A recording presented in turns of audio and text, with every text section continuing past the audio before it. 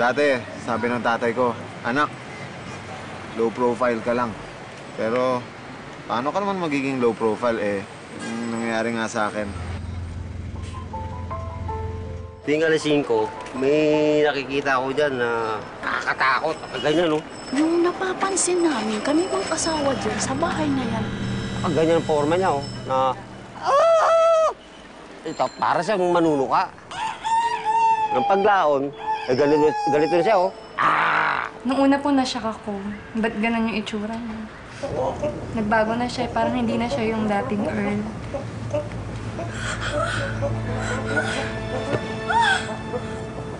Masakit po kasi nasanay ka nang kasama mo siya eh.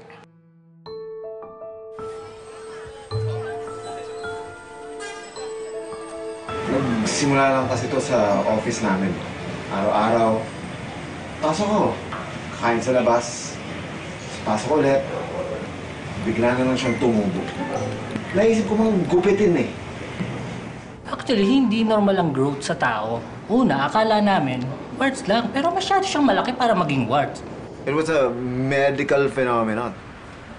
Kung sino-sino ng doktor na gustong mag-check kung ano yan eh. He invited Earl to visit us to remove his breast, but unfortunately he declined on the grounds that he was afraid of flying. Tapos meron kaming nadiskubre na ang growth ay nakukuha pala sa kanyang mga kinakain.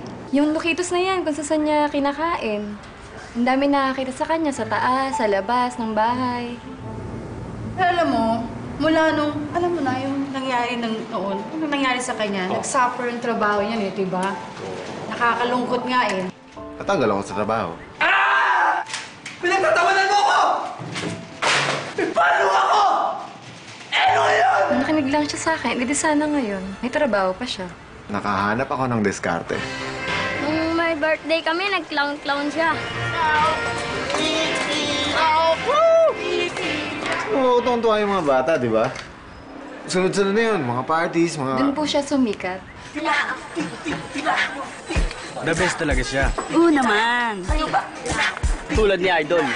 Buk-bukobok. Astig, di ba? Akala ko mananakal, hindi naman pala. Di ba? Bukas ako ng kiddie events party na, company. So marami na po kami napuntahang, Boracay, Cebu, Davao.